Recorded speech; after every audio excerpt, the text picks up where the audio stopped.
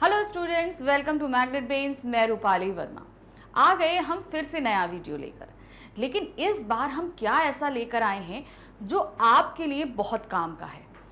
ये आप जैसे कि हमारे पीछे स्लाइड में देख ही रहे हैं, मोस्ट इम्पॉर्टेंट क्वेश्चन एग्ज़ाम्स होते हैं। हर साल एग्ज़ाम कंडक्ट किए जाते हैं, तो कुछ क्वेश्चन ऐसे होते हैं जो बार बार रिपीट किए जाते हैं या उनके आसपास के कुछ क्वेश्चन पूछे जाते हैं।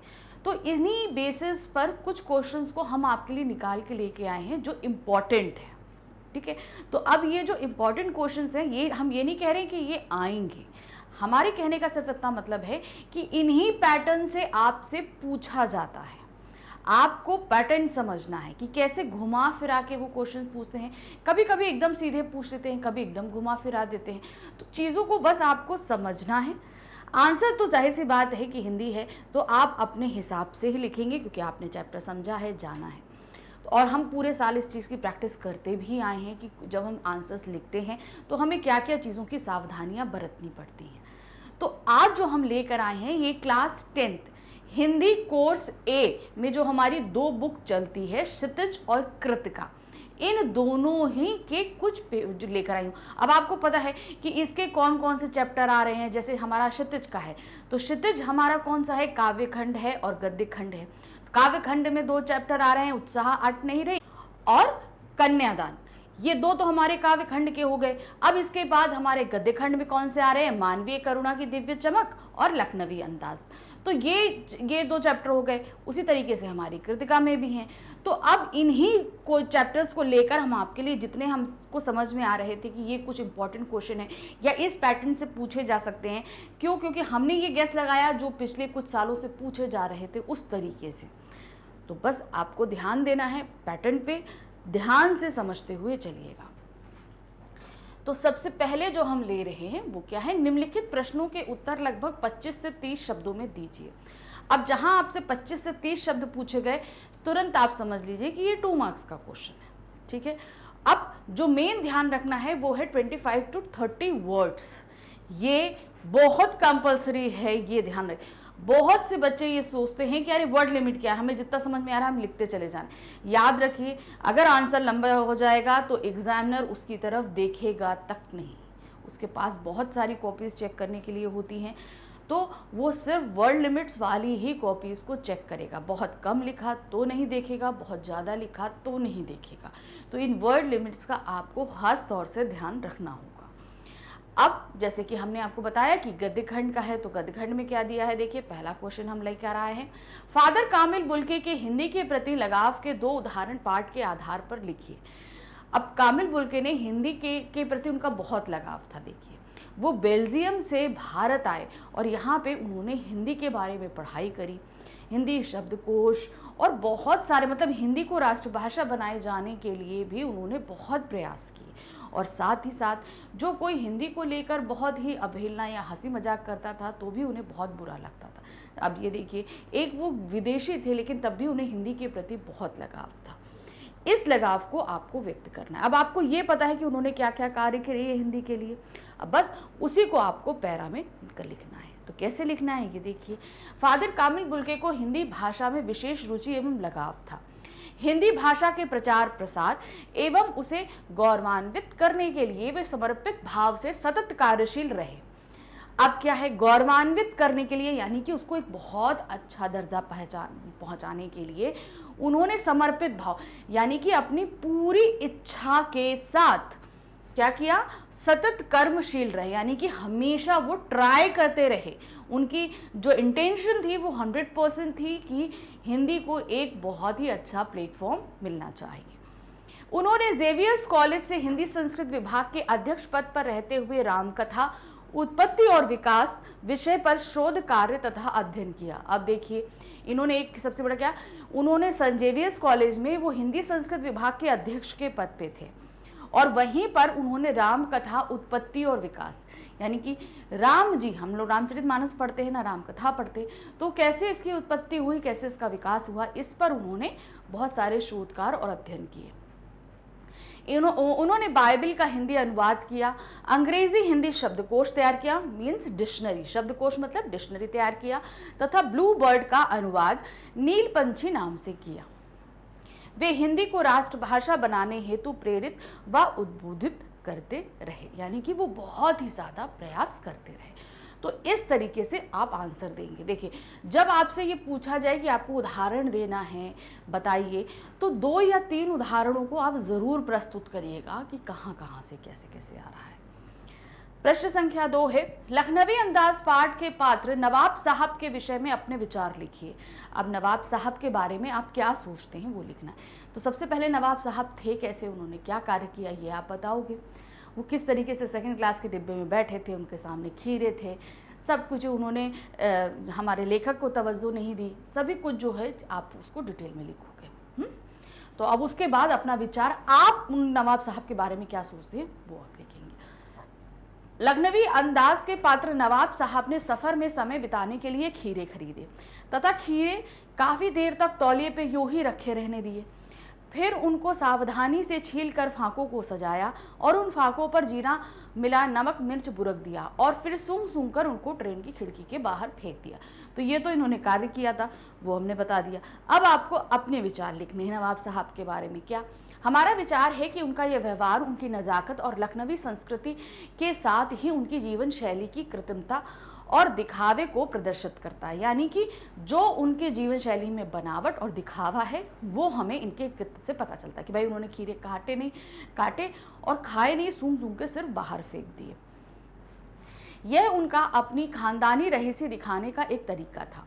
नवाब साहब सामंती वर्ग के प्रतीक हैं जो आज भी झूठी शान बनाए रखना चाहते हैं। सामंती वर्ग यानी कि जो कुछ लोगों पर शासन करते हैं, तो वो उस अपनी झूठी शान को बनाए रखना चाहते हैं। माना देश आज़ाद होने के बाद ये सामंत वगैरह सब खत्म हो गए, लेकिन शान और शौकत अभी भी बनी रहती है। तो अब उसको कैसे दिखाया जाए, तो उसको उन्होंने इसी तरीके से शो किया।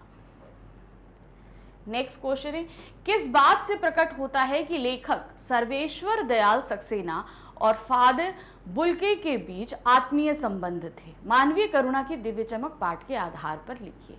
अब हमारे लेखक हैं सर्वेश्वर दयाल सक्सेना, वो फादर कामिल बुल्के के बहुत करीब थे। अब ऐसे उन्होंने 2-3 इंसिडेंट्स बताए हैं हमारे चैप्टर में।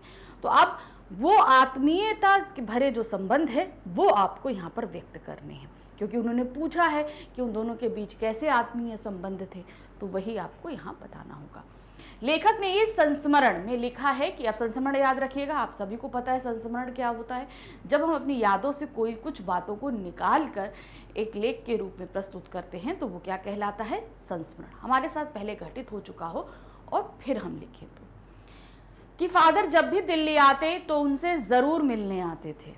वे गर्मी सर्दी बरसात किसी की परवाह ना करते हुए चाहे 2 मिनट के लिए ही सही उनसे मिलने अवश्य आते थे। अब लेखक हमारे कहाँ रहते थे, दिल्ली में रहते थे। तो दिल्ली जब भी आए फादर तो उनसे मिलने आते थे, कोई भी सिचुएशन हो हमेशा आते थे।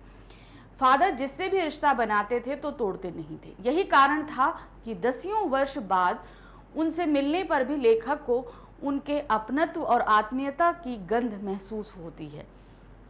यानी कि उनसे बहुत सालों बाद भी मिलो तो ऐसा लगता है कि बहुत अपनापन है। आपके साथ भी ऐसे बहुत से लोग होते होंगे जिनसे आप मिल नहीं पाते, लेकिन जब कभी आप मिलते हो तो हमेशा ही लगता है कि वो हमारा बहुत अपना है। तो यही चीज़ हमारे लेखक को फादर से मिलते हुए महसूस होती थी। नेक्स्ट क्वेश्चन है, बिना विचार, घटना और पात्रों के भी क्या कहानी लिखी जा सकती है? यशपाल के इस विचार से आप कहाँ तक सहमत हैं? लखनवी अंदाज पाठ के आधार पर बताइए। यानी कि हम कुछ सोचे नहीं, कोई घटना घटे नहीं, उसमें कोई कैरेक्टर ना हो, लेकिन तब भी कहानी बन जाए। क्या आप इस बात से सहमत हैं? क्यों? क्योंकि यशपाल जी का ये विचार है कि ऐसा हो सकता है। तो क्या आप सहमत हैं? आपको ये पाठ के आधार पर लिखना है। क्या दिया है? कहानी में किसी न किसी घटना का वर्णन होता है। घटना कैसे घटी, उसका क्या कारण था तथा उसका क्या परिणाम हुआ। अब कोई भी कहानी होती है तो हम देखिए उसमें कोई घटना घटेगी, उनमें पात्र होंगे, बिना उसके तो कहानी बनती ही नहीं। तो वही इसी ताने बाने को लेकर कहानी की रचना होती है।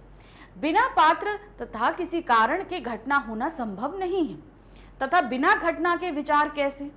मेरा मानना है कि बिना विचार, घटना और पात्रों की कहानी नहीं लिखी जा सकती। कहानी का कोई ना कोई उद्देश्य अवश्य होता है। अब देखिए, आप बचपन से कहानी पढ़ते आ रहे हैं, सुनते आ रहे हैं, आपकी नानी दादी, हम लोगों ने अपनी बुक्स में इतनी सारी स्टोरीज पढ़ी हुई हैं, कहानियाँ पढ़ी हैं, लोक कथाएँ पढ़ी।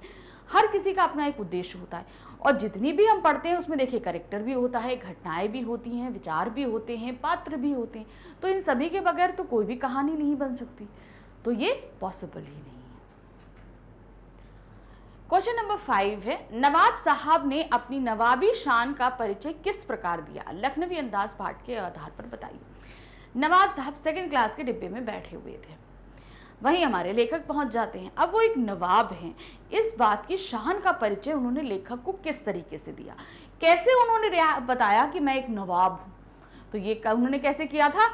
उन खीरों के जरिए। भाई खीरों को पहले उन्होंने पूछा लेखक से कि भाई आप ले लीजिए, लेखक ने मना कर दिया।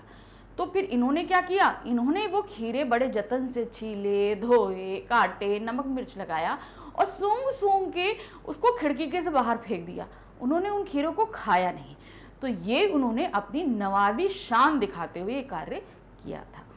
तो क्या हुआ यहाँ पे देखिए, नवाब साहब ने अपनी नवाबी शान का परिचय देने के लिए खीरे खाने के बजाय उनकी फांकों को सूंघ कर एक एक करके खिड़की से बाहर फेंक दिया।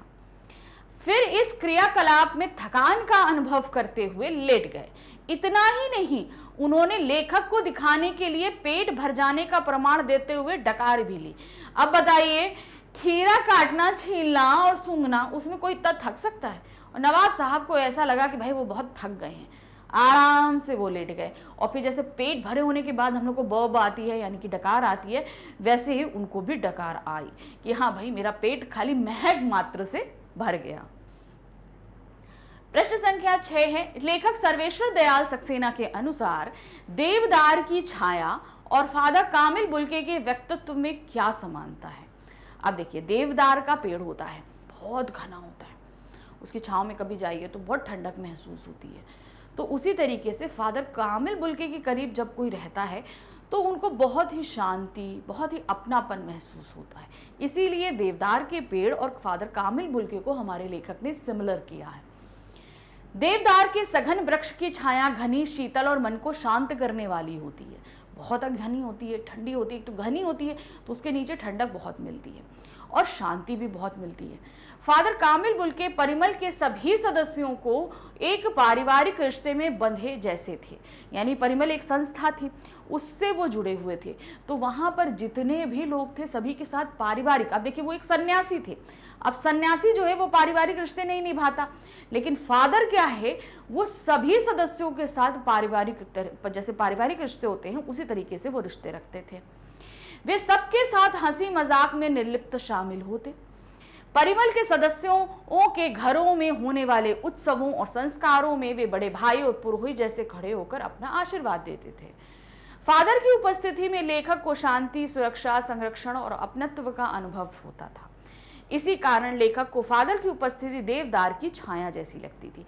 मतलब ऐसा नहीं लगता था कि वो कोई हमारे हेड हैं या समथिंग कुछ ऐसा है, वो ऐसा लगता था कि हमारे घर का ही कोई एक बड़ा सदस्य, जैसे हम लोग के घर में, आपके घर में पापा होते हैं, आपके बड़ा भाई है या बड़ी दीदी है, मम्मा है, तो इन सभी का क्या होता है ना, एक सपोर्ट रहता है।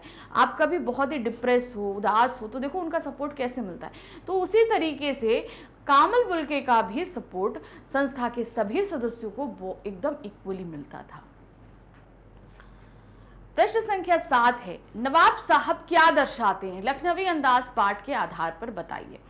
अब ये जो हमारे सामने संस्मरण हम प्रस्तुत किया यशपाल जी ने, इसमें हमारे नवाब साहब को रखा। अब नवाब साहब के जरिए वो हमें दिखाना क्या चाह रहे थे, हमारे कहने का सिर्फ मतलब है वो हमें दिखाना क्या चाह रहे थे, हमें पाठ के आधार पर ये चीज बतानी है। तो नवाब साहब लखनऊ के तथाकथित नवाबों के खानदान में से संबंध रखते थे। तथाकथित मतलब जब हमारा देश आज़ाद हुआ तो ये जितनी नवाबी थी, सामंती थी, जो राजा थे, इन सभी से इनकी सत्ताओं को छीन लिया गया और इसे भारत में एक सरकार के अंतर अधीन कर दिया गया। अब ये चूंकि नवाब थे तो अब इनके अंदर का ये भाव तो खत्म नहीं हुआ, तो इसीलिए इनको क्या बोला गया? तथाकथित, यानी कि नवाब ना होते हुए भी वो अपनी नवाबी शान दिखाते थे। नवाबी चले जाने के बाद वे उसके प्रभाव से मुक्त नहीं हो पाए थे। उनका व्यवहार उनकी बनावटी जीवन शैली को दर्शाता है। इससे पता चलता है कि उनमें दिखावे की प्रवृत्ति है। वे रईस नहीं हैं, केवल रईस होने का ढोंग करके लेखक को छोटा दिखाना चाहते हैं। तो अब क्या है, एक तो नवाबी चली गई, लेकिन वो जो शान और शौकत और रईसी जो दिखाने का जो एक आदत है वो नहीं गई। और यही चीज वो लेखक को दिखाते भी हैं, शो भी करते हैं कि भाई हमारे पास बहुत पैसा है, हम ना खाएं हम फेंक दें खीरे। तो वही दिखाते हुए उन्होंने यहाँ पर लेखक को छोटा दिखाने का प्रयत्न किया है। प्रश्न संख्या 8 है, मानवीय करुणा की दिव्य चमक शीर्षक की सार्थकता पर प्रकाश डालिए। अब ये जो हमारा पाठ है इसका शीर्षक है मानवीय करुणा की दिव्य चमक। अब इसमें जो शीर्षक हमारा जो दिया गया है, क्या ये पाठ की कहानी से मेल खाता है या नहीं खाता है। अब ध्यान रखिए, अब इसमें आपको लिखना है। अब इसमें अगर आपको लगता है कि हाँ ये सार्थकता सिद्ध करता है, यानी कि ये शीर्षक बिल्कुल सही है कहानी के लिए, तो आप उसमें आंसर देंगे, ठीक है, उसको तर्क सहित लिखेंगे। और आप बोलते हैं कि नहीं मेल खाता है, तो भी आपको तर्क सहित उत्तर देना होगा। मतलब आप जो भी आंसर देंगे उसके तर्क आपको जरूर देने होंगे कि आपने हाँ क्यों बोला या आपने ना क्यों बोला। तो क्या है, मानवीय करुणा की दिव्य चमक संरचनात्मक लेख के माध्यम से लेखक सर्वेश्वर दयाल सक्सेना ने फादर कामिल बुल्के के प्रति अपनी श्रद्धांजलि अर्पित की है। श्रद्धांजलि क्यों? क्योंकि वो नहीं रहे, उसके बाद उन्होंने लिखा है। तो यहाँ पर अपने दिल के भावों को व्यक्त करते हुए उनको श्रद्धांजलि दी है। फादर कामिल बुल्के मानवीय करुणा के प्रतीक थे। मानवीय करुणा के प्रतीक यानी कि किसी को भी तकलीफ में नहीं देख पाते थे, इसलिए उनके अंदर वो भाव बहुत था। उनका हृदय सबके लिए प्रेम, अपनत्व और करुणा से परिपूर्ण था। ईश्वर में उनकी गहरी आस्था थी। उनके द्वारा बोले गए सांत्वना के शब्द दुखी और पीड़ित व्यक्तियों को असीम शांति प्रदान करते थे। दृढ़ संकल्प और सहज मानवीय गुणों से परिपूर्ण फादर का व्यक्तित्व मानवीय करुणा की दिव्य चमक से प्रकाशित था। अतः पाठ का शीर्षक सार्थक है। अब वो क्या था, किसी को दुख हो, तकलीफ हो तो हमेशा साथ रहते, उत्सव होता तो साथ रहते। तो इस तरीके से क्या था, उनके अंदर वो सभी करुणाएं थी और वो उनका एक ऐसा आभास था कि उनकी एक चमक निकलती थी। तो इसीलिए यहाँ पर क्या बोला गया, मानवीय करुणा की दिव्य चमक ये पाठ की सार्थकता को एकदम सिद्ध करता है। अब यहाँ पे हमारे गद्य खंड के जो क्वेश्चंस थे वो हमने खत्म किए। अब हमारे पास क्या आएगा, हमारा आएगा काव्य खंड के प्रश्न उत्तर। अब देखिए, ये भी आपसे क्या पूछा गया, निम्नलिखित प्रश्नों में से किन्हीं 3 प्रश्नों के उत्तर लगभग 25 से 30 शब्दों में दीजिए। अब ये आपके कैसे आएंगे, ऐसे ही 3 शब्द 3 प्रश्न पूछे जाएंगे। 3 आपसे गद्य खंड में और 3 आपसे कहाँ पूछे जाएंगे, काव्य खंड में। तो अभी हमने काव्य खंड के कुछ क्वेश्चंस आपको निकाल के दे दिए कि इनमें जो जो कुछ भी हो सकता है। अब हमारे पास क्या आ रहा है, हमारा काव्य खंड। तो काव्य खंड का पहला जो प्रश्न है, कविता उत्साह में बादल के किन किन अर्थों की ओर संकेत किया गया है।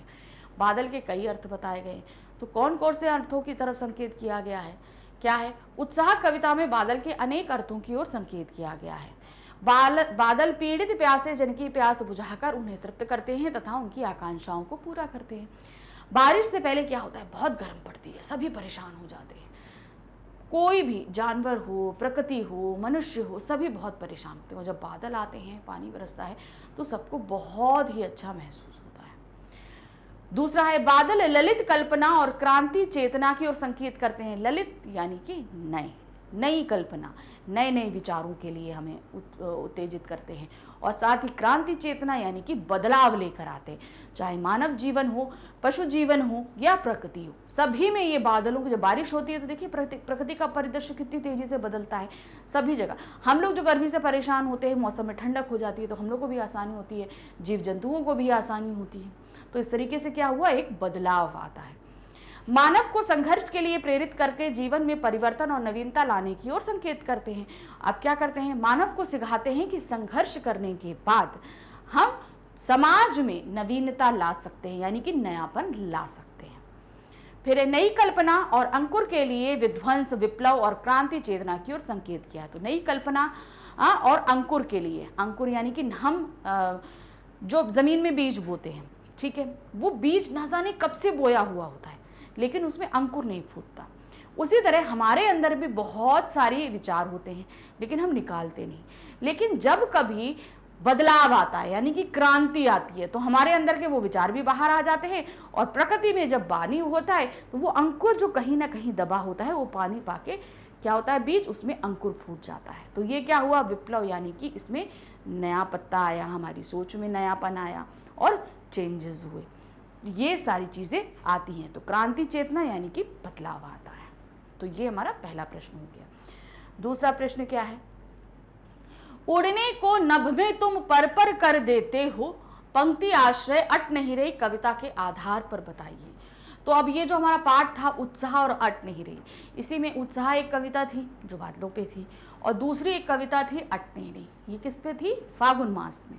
तो फागुन मास में किस तरीके से चारों तरफ सब कुछ इतना सुंदर हो जाता है, इसी का वर्णन कवि ने किया था। तो यहाँ पर क्या बोले, उड़ने को नभ में तुम पर कर देते हो। अब ये एक पंक्ति थी हमारी कविता में, तो इस पंक्ति का आशय आपको स्पष्ट करना है कि इस पंक्ति के माध्यम से कवि हमसे कहना क्या चाह रहे हैं। फिर से बोल रही हूं, आश्रय, तात्पर्य, ये दो चीजें अलग अलग होती है। तात्पर्य का मतलब क्या है, हम सीधे सीधे अर्थ बता दें, इस पंक्ति का अर्थ क्या है। आश्रय का मतलब है कि कवि इसके पीछे हमसे क्या पूछना चाह रहा है, क्योंकि देखिए कोई भी पंक्ति हो, एक तो उसका अर्थ होता है और उसके पीछे कवि बिना कुछ कहे बहुत सारी बातें कह जाता है। तो यहाँ आश्रय का तात्पर्य क्या है कि कवि इस पंक्ति के माध्यम से हमें कहना क्या चाह रहे हैं। तो क्या है, फागुन की प्राकृतिक सौंदर्य अपने चरम पर होता है। हम सभी को पता है मौसम में, इस ऋतु में फागुन की, जब फागुन आता है तो इसी फागुन महीने में ही बसंत ऋतु शुरू होती है। तो इस समय क्या होता है, पूरी प्रकृति में एकदम सौंदर्य बिखरा होता है। प्राकृतिक सौंदर्य की व्यापकता को देखकर मानव मन प्रसन्नता से भर उठता है। हम लोग का भी मन भी देखिए बसंत ऋतु में कितना अच्छा हम लोग को लगता है, चारों तरफ सुंदरता होती है प्रकृति में। मन उल्लास से भरकर मानो कल्पना के पंख लगाकर आकाश में उड़ जाना चाहता है। हम इतना जब खुश हो जाते हैं तो हमें तरह तरह की कल्पनाएं आने लगती हैं, भाई इतना अच्छा मौसम है, चलो कहीं घूमने चलते हैं, ये करेंगे वो करेंगे, तो हम तरह तरह की कल्पनाएं करने लगते हैं। तो अब ये कल्पनाओं के माध्यम से हम हमारे क्या लग जाते हैं, पर लग जाते हैं और हम नभ में उड़ने लगते हैं। इसी भाव को अभिव्यक्त करने के लिए कवि फागुन में कहता है कि तुम आकाश में उड़ने के लिए मन को पर कर देते हो, यानी कि उस मौसम में हमारे मन को क्या होता है, पर मिल जाते हैं, अर्थात पंख मिल जाते हैं, फेदर, और हम क्या होते हैं, आसमान में उड़ने लगते हैं, अर्थात पंख प्रदान करते हो। इस प्रकार फागुन मास प्राकृतिक सुंदरता का सृजन करता है, यानी कि उसका निर्माण करता है, और मन को मानो आनंद लोक में विचरण करने के लिए पंख उपलब्ध कराता है। भाई चारों तरफ जो सुंदरता होगी तो हम क्या होगा, हम इधर से उधर, हम ना उड़ पाए, लेकिन हमारा मन जो है कल्पनाओं के माध्यम से उड़ने लगता है। नेक्स्ट क्वेश्चन है, माँ को अपनी बेटी के विषय में किस प्रकार की चिंता है और क्यों, कन्यादान कविता के आधार पर बताइए। हमारी दूसरी कविता थी कन्यादान। कन्यादान कविता में क्या था यहाँ पर कि एक माँ को अपनी बेटी की विदाई कर रही थी, शादी कर रही थी, तो उसमें कुछ चिंताएं थी उसको। वो चिंताएं क्या हैं आपको वो बतानी, और वो चिंताएं हैं क्यों उसको ये भी बताना। अब देखिए बेटी बड़ी तो हो गई थी, मगर अभी क्या था, उसको दुनियादारी की समझ नहीं थी, जीवन में आने वाले दुखों से वो परिचित नहीं थी। तो ये सभी चिंताएं उनको सता रही थी एक माँ को। तो उसको आप कैसे लिखोगे, देखो, माँ अपनी बेटी का कन्यादान करते समय उसके भविष्य के विषय में बहुत चिंतित है। उसकी बेटी अभी भोली, नादान और अल्पवयस्क है। अभी तक अपने परिवार में माँ के स्नेह की छाया में उसने केवल सुख और प्यार का ही अनुभव किया है, सामाजिक कठिनाइयों और दुखों का किंचित अनुभव नहीं किया। मतलब समाज में या हम दूसरे परिवार में जाएंगे तो किस तरह की परेशानी आएंगी, क्या होंगी, इस तरह का उसको बिल्कुल भी आभास नहीं है। विवाह के पश्चात ससुराल में वह अनेक बंधनों में बंध जाएगी। माँ इसलिए भी चिंतित है कि उनकी बेटी अत्यंत सीधी और सरल है, उसे दुनियादारी की समझ नहीं है। माँ अपने अनुभव के कारण भी बेटी के सुखद भविष्य के विषय में अनेक आशंकाओं से ग्रस्त है। तो यानी कि उसके जीवन में क्या आने वाला है, वो कैसे करेगी, इस चीज को लेकर वो बहुत ही चिंतित हो रही है। प्रश्न संख्या 4 है, फागुन में ऐसी क्या बात थी कि कवि की आंखें हट नहीं रही थी, है ना, अट नहीं रही, और साथ में ताकि जो है आंखें नहीं हट रही थी कवि की। इसकी आवाज, चारों तरफ सुंदरता थी तो इसीलिए तो नहीं उनकी आंखें हट रही थी। तो क्या है यहाँ पर देखिए, चारों तरफ फूल थे, नए नए पत्ते थे, पक्षी थी, सुगंध था, सभी कुछ ये प्रकृति में था। तो क्या है, फागुन मास की प्राकृतिक शोभा इतनी विविध और मनोहारी है कि घर घर को महकाती पवन, आकाश में अटखेलिया करते पक्षी, पत्तों से लदी डालियों तथा मंद सुगंध से परिपूर्ण पुष्प समूह के इन सारे दृश्यों से मंत्रमुग्ध सा कर दिया था। इसलिए कवि की आंख फागुन से हट नहीं रही है, यानी कि चारों तरफ सुंदरता ही इतनी है, सौंदर्य इतना है कि उनकी आंखें हट ही नहीं सकती। तो इसको आप और लंबे में लिख सकते हो तो लिख लेना। क्वेश्चन नंबर 5 है, कवि बादल से फुहार और रिमझिम या बरसने के स्थान पर गरजने के लिए क्यों कहता है? पहली कविता उत्साह, उसमें क्या था, वो क्या बोल रहे हैं, तुम फुहार मत दो, बरसो नहीं, लेकिन क्या कह रहे हैं, तुम खूब गरजो। तो अब वो गरजने के लिए क्यों कह रहे हैं, बरसने के लिए क्यों नहीं कह रहे हैं, ऐसा उन्होंने क्यों कहा है, आपको ये बताना। देखिए, इतना जब मौसम गर्म होता है तो हम सभी कहते हैं कि आप भाई बरस जाओ जल्दी। अब कभी कभी बादल जैसे आते हैं और गरज के चले जाए, नहीं बरसे, तो हम लोग को कितनी गुस्सा आती है। तो यहाँ पे कवि ऐसा क्यों कह रहे हैं? निराला जी की उत्साह कविता एक आवाहन गीत है, यानी कि बुलाने के लिए, जिसमें कवि क्रांति की अपेक्षा करते हुए बादलों में गर्जना करने को कहता है। यानी कि क्रांति यानी बदलाव करने के लिए वो पहले गरजने को कहता है, बरसने को नहीं बोलता। क्या बोल रहा है, तुम अगर बदलाव करना चाहते हो तो पहले गरजो। बादलों की फुहार और रिमझिम से व्यक्ति के मन में कोमल भावनाओं का संचार होता है। ऐसे भावों से कवि का उद्देश्य पूरा नहीं होता है, इसलिए वह बादलों के गरजने के लिए कहता है, जिससे उदासीन लोगों के मन में उत्साह का संचार हो। अब इसको आप ऐसे समझो, जैसे आपके स्कूल में कोई भी अगर कार्यक्रम होने वाला आता है, एनुअल फंक्शन होना है, आप लोगों को बहुत मोटिवेट किया जाता है। तो मोटिवेट करने के लिए क्या होता है, बहुत सारे आपके क्लासेस लिए जाते हैं, आपके टीचर्स आपको लेक्चर्स देते हैं, बहुत सारी चीज होती है, आपके अंदर मोटिवेशन आता है। तो अब यहाँ पर कवि क्या कह रहा है, बादलों के गर्जन से लोगों के अंदर मोटिवेशन आएगा बदलाव के लिए। किसके लिए? बदलाव के लिए, क्रांति के लिए। तो यहाँ पर आपको ये पता है कि सिर्फ बादल बरसने के लिए नहीं था, इसका दूसरा तात्पर्य ये था कि समाज में जो कुछ गलत हो रहा है उसके बदलाव के लिए भी कवि ने बोला है। तो यहाँ पर उनका कहने का मतलब है कि सिर्फ गरजोगे तो लोग जो हैं मोटिवेट होंगे, उत्साहित होंगे पहले, और फिर जब बरसेंगे तो फिर क्या होगा, उनको बहुत ज्यादा आनंद आएगा। प्रश्न संख्या 6 है, मानव के मन पर फागुन के सौंदर्य का क्या प्रभाव पड़ता है? अट नहीं रही कविता के आधार पर बताइए। मानव मन, अब हम लोग तो मानव ही हैं। अब ये फागुन जब का महीना आता है तो उसका सौंदर्य हमारे मन पर क्या प्रभाव डालता है, ये आपको कविता के आधार पर बताना है। तो क्या दिया है, फागुन मास में प्रकृति की शोभा अनुपम होती है, यानी कि बहुत सुंदर प्रकृति लगती है। चारों ओर का वातावरण हरियाली युक्त हो जाता है, क्योंकि नए नए पत्ते सब खिलते हैं। रंग बिरंगे फूलों की सुगंध से सुगंधित हो जाते हैं, क्योंकि इस मौसम में बहुत तरह तरह के फूल खिलते हैं। जब खिलते हैं तो उनकी सुगंध जो है पूरे वातावरण में विद्यमान हो जाती है, आकर्षण दिखाई देता है। और क्योंकि आप कहीं भी नजर डालोगे, हरियाली, कलरफुल एकदम फ्लावर्स होंगे, तो आपको कितना अच्छा लगेगा, बहुत ही सुंदर लगता है। फागुन की अनूठी मस्ती से मानव का मन हर्षित तथा प्रसन्नचित्त हो जाता है, हम बहुत ही खुश हो जाते हैं। उनके मन में खुशी का संचार होता है और वह मानो दूर नील गगन में उड़ने को व्याकुल हो जाता है।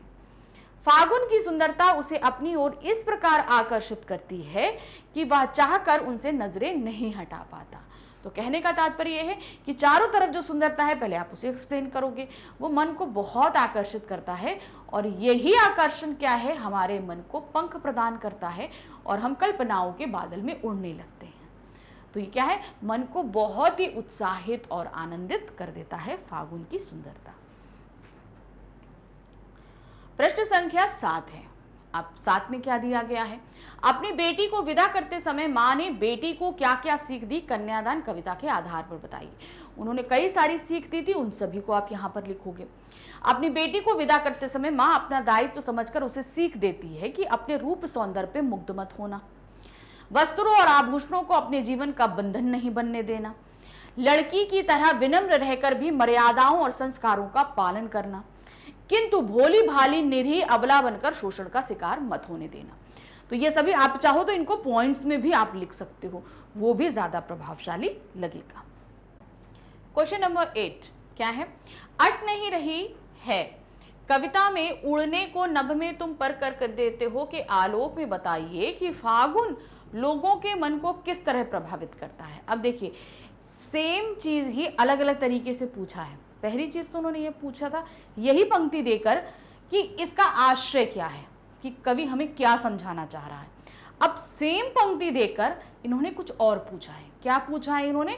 कि मानव मन यानी फागुन लोगों के मन को किस तरह प्रभावित करता है, यानी कि इंसान का मन जो है वो किस तरीके से प्रभावित होता है। सेम पंक्ति से दो अलग अलग प्रश्न बने हैं। देखिए क्या है?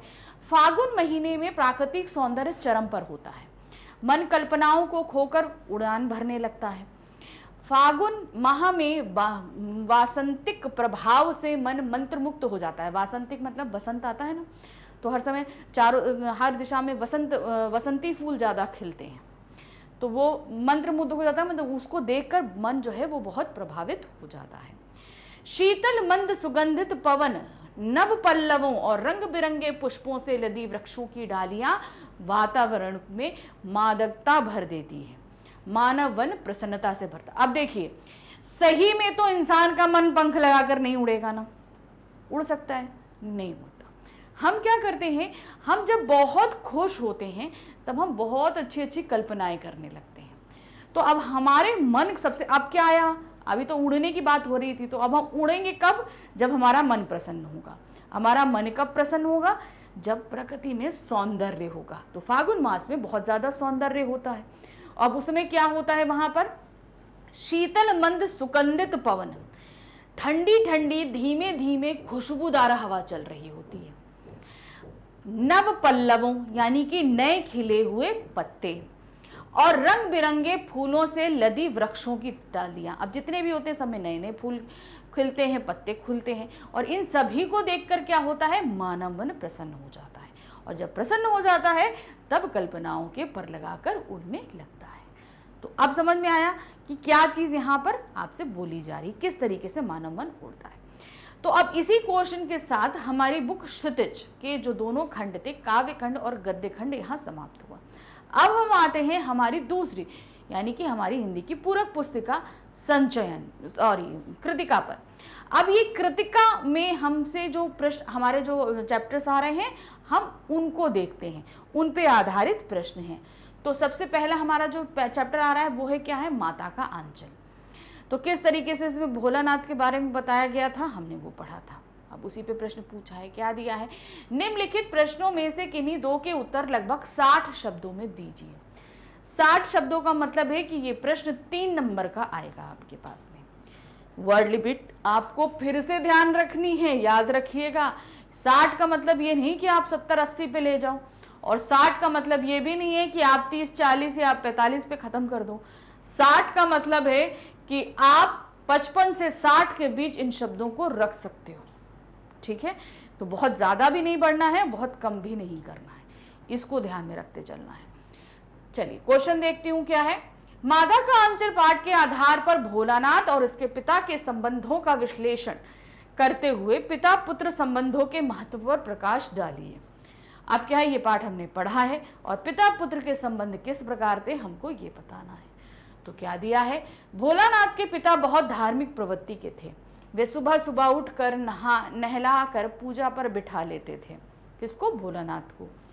भोलानाथ के जिद करने पर वह उसके मस्तिष्क पर भभूत से अर्धचंद्राकार रेखाएं बना देते थे। सॉरी। वे उसे अपने कंधों पर बिठाकर गंगा जी ले जाते, जहां वे कागज के छोटे छोटे टुकड़ों पर राम नाम लिखकर उन्हें आटे की गोलियों में लपेटकर मछलियों को खिलाते।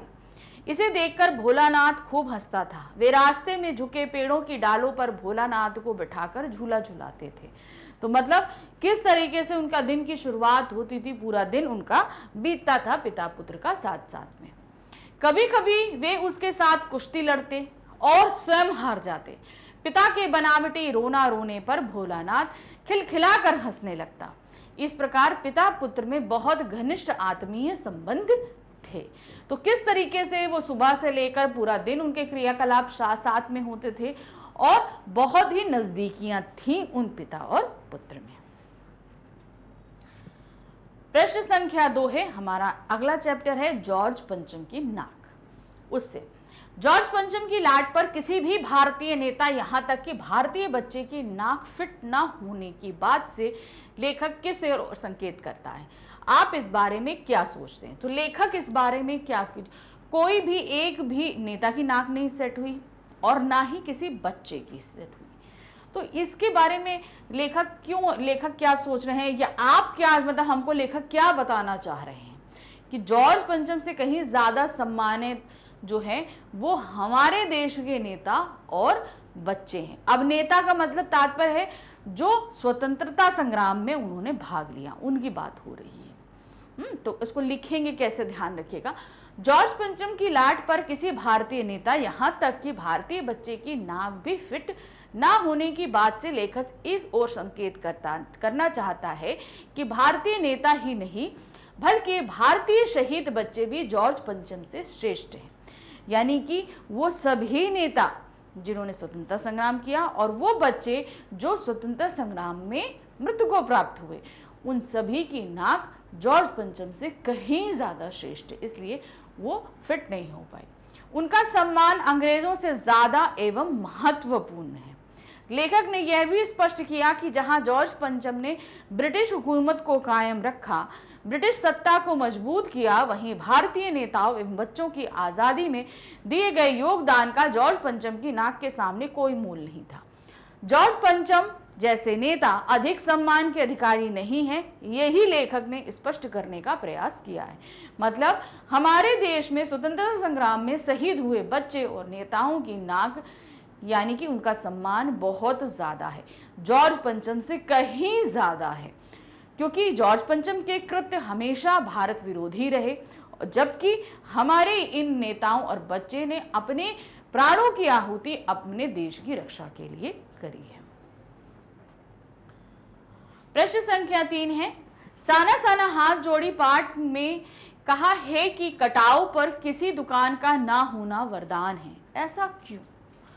भारत के अन्य प्राकृतिक स्थानों को वरदान बनाने में युवा नागरिक की क्या भूमिका हो सकती है? देखिए, 2 प्रश्न पूछे गए।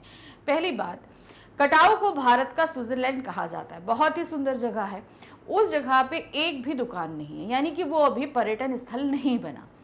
तो ऐसा क्यों कहा गया कि दुकान नहीं है? तो ये इस स्थल के लिए वरदान है, एक चीज आपको ये बतानी है। दूसरी चीज, दूसरा जो क्वेश्चन वो पूछ रहा है वो ये है कि अन्य प्राकृतिक स्थलों के लिए हमारे नवयुवक क्या कर सकते हैं? तो ये दोनों के आंसर हमारी बुक में दिए गए हैं। जब चैप्टर हम पढ़ रहे थे तो हमने इन दोनों के आंसर उसी समय देखे थे कि क्या क्या था। तो यहाँ पर क्या था, कटाव पर किसी दुकान का न होना उसके लिए वरदान है, क्योंकि यदि वहां पर भी दुकानें खुल जाएंगी तो उस स्थान का व्यवसायीकरण हो जाएगा, यानी कि वहां व्यवसाय प्रारंभ हो जाएगा। ऐसे में शायद वहां का प्राकृतिक सौंदर्य नष्ट हो जाए। जब व्यवसाय शुरू हो जाता है तो क्या होता है, वहां लोग बहुत जाने लगते हैं। जब जहां पे मनुष्य का इंटरफेरेंस ज्यादा होगा, वहां का प्राकृतिक सौंदर्य अपने आप ही नष्ट होने लगता है। अभी वहां आने जाने वाले लोगों की संख्या सीमित है। दुकानें खुलने पर आने वाले पर्यटक यहाँ गंदगी फैलाएंगे, वाहनों के आवागमन से यहाँ के तापमान और प्रदूषण में वृद्धि होगी। इस स्थान और अन्य पर्यटन स्थलों की सुंदरता को बनाए रखने में युवा नागरिक महत्वपूर्ण योगदान दे सकते हैं। मतलब हम युवा वर्ग बहुत ही ज्यादा इसमें इनिशिएटिव कर सकते हैं। कैसे? वे इन स्थानों की स्वच्छता पर विशेष ध्यान रखें। सबसे पहले भी हम कहीं पर भी जाएं तो उसे गंदा नहीं करें, ये ध्यान रखिए। ये सिर्फ पर्यटन स्थलों के लिए नहीं है, आप घर से भी अगर कहीं बाहर अपने घर के चौराहे तक, रोड तक जाते हो, इवन मार्केट प्लेस जाते हो, तो कहीं पर भी गंदगी बाहर नहीं फेंको, उसको गंदा नहीं करो, क्योंकि आप अपने ही घर, अपने ही देश को गंदा कर रहे हो। तो ये सिर्फ पर्यटन स्थल के लिए नहीं, आप कहीं पे भी जाओ, कभी भी गंदा नहीं करना है आपको। वृक्षों को ना काटें, ये तो बहुत जरूरी है। देखिए कितना ज्यादा गर्मी होने लगी है ना? तो गर्मी जो हो रही है वो किस कारण से हो रही है? क्योंकि प्राकृतिक चेंजेस बहुत हो रहे हैं ना। अब ये वेदर, क्लाइमेट क्यों चेंज हो रहा है? कारण क्या है कि नमी नहीं रह रही है वेदर में, मौसम में, और वो हवा में बिल्कुल नमी नहीं, और इसका कारण है वृक्षों का ना होना। इसलिए वृक्षों को ना काटें, जितना ज़्यादा हो सके वृक्षारोपण करें।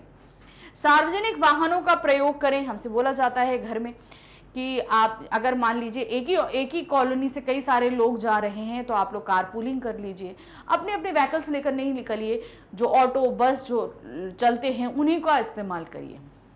नदियों एवं अन्य जल स्रोतों को दूषित ना करें एवं प्राकृतिक संसाधनों का संरक्षण करें। साथ ही लोगों को पर्यावरण संरक्षण के प्रति जागरूक करें। तो ये तो हमें तो करना ही है, दूसरों लोग अगर ऐसा कुछ नहीं कर रहे हैं तो उन्हें समझाना है। आप अगर ऐसा कुछ करते हो तो अपने ही आसपास के एरिया को गंदा करते हो जहां आप रह रहे हो, तो एक तरीके से आप अपने आने वाले पीढ़ी के लिए एक अच्छा देश देकर नहीं जाओगे। तो हमको हर एक जगह इस चीज को बरतना है। क्वेश्चन नंबर 4 है, माता का अंचल पाठ में वर्णित तत्कालीन विद्यालयों में अनुशासन से वर्तमान युग के विद्यार्थियों के अनुशासन की तुलना करते हुए बताइए कि आप किस अनुशासन व्यवस्था को अच्छा मानते हैं और क्यों। माता के अंचल पाठ में जो हमारे शिक्षक होते हैं वो बहुत पिटाई करते हैं, ठीक है, मगर प्रेजेंट टाइम में क्या है, बच्चों को हाथ उठाने की परमिशन नहीं है। कोई टीचर हाथ नहीं उठा सकता, ये क्राइम है। आपको अगर कोई टीचर ऐसा करता है तो उसे पनिशमेंट भी मिल सकती है। तो आपको यहाँ पे बताना है कि पहले इसमें फर्क क्या है और फिर आप किस अनुशासन पद्धति को सही मानते हो, पुरानी वाली या अभी वाली, ठीक है। तो इसमें आपको अपने विचार रखने हैं। क्या दिया है, माता का अंचल पाठ में वर्णित तत्कालीन विद्यालय अनुशासन की दृष्टि से वर्तमान विद्यालयों से बेहतर थे, यानी कि अभी से कहीं बेहतर थे। छात्र एवं शिक्षकों के मध्य आत्मीय संबंध होते हुए भी छात्र पूर्णतः अनुशासित थे। तो अब क्या था, उन दोनों में बहुत नजदीकियां थी, लेकिन तब भी छात्र जानते थे कि वो हमारे टीचर हैं और हम क्या हैं। वे अपने शिक्षकों का पूरा सम्मान देते थे तथा शरारत करने से डरते थे, क्योंकि शिक्षक पढ़ाई और अनुशासन के साथ कोई समझौता नहीं करते थे। विद्यार्थियों को भय रहता था कि यदि शिक्षक को उनकी शरारत का पता लग जाए तो उन्हें दंड मिलेगा। जैसा कि क्या हुआ था, उन्होंने क्या कहते हैं तिवारी जी को चिढ़ाया था, मुसन तिवारी को चिढ़ाया था, तो फिर क्या हुआ था, उन्होंने जाके विद्यालय में शिकायत कर दी थी। तो जिसने चिढ़ाया था तो भाग गया था और हमारे भोलानाथ फंस गए थे, तो दंड का डर था तो वो रोने लगे थे। जिस प्रकार बच्चों ने जब मुसन तिवारी को चिढ़ाया और उन्होंने गुरुजी से शिकायत की तो लेखक को भी अन्य छात्रों के साथ दंड का भागी बनना पड़ा था। वर्तमान समय में छात्रों के अंदर शिक्षक या विद्यालय का डर नहीं रह गया है। आप देखेंगे, ठीक है, तुम्हें शिकायत करनी है कर दो टीचर से, हमें क्या फर्क पड़ता है, कुछ नहीं, 2 बातें सुनाएंगे, सुन लेंगे, चले जाएंगे, भाई मारेंगे तो है नहीं, कोई दंड तो मिलेगा नहीं। तो वो जो एक टीचर के लिए डर होता है वो डर नहीं रह गया, लेकिन जबकि पहले बच्चों के अंदर वो डर, सम्मान सभी कुछ रहता था। आज विद्यालय परिसर के अंदर भी छात्र आपराधिक कृत्य करने से नहीं चूकते, यानी गलत काम करते हैं। कई बार कुछ उद्दंड छात्र शिक्षकों के साथ मारपीट और हिंसा जैसी घटनाएं करने से नहीं घबराते। अतः हम कह सकते हैं कि तत्कालीन विद्यालय वर्तमान विद्यालयों की अपेक्षा अधिक अनुशासित थे। तो यहाँ पर जो हमने जैसे बात की थी तो वो दंड विधान की थी, तो यहाँ पर अनुशासन, सम्मान किस तरीके से था, तो पहले ज्यादा था।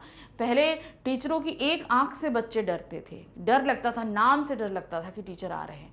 आज क्या, टीचर आ रहे हैं, अरे आ रहे हैं, बगल से भी निकल जाएंगे। कुछ बच्चे विश तक नहीं करते टीचर को। तो मतलब टीचर्स के लिए जो सम्मान होना चाहिए वो बच्चों के दिलों में नहीं रह गया है।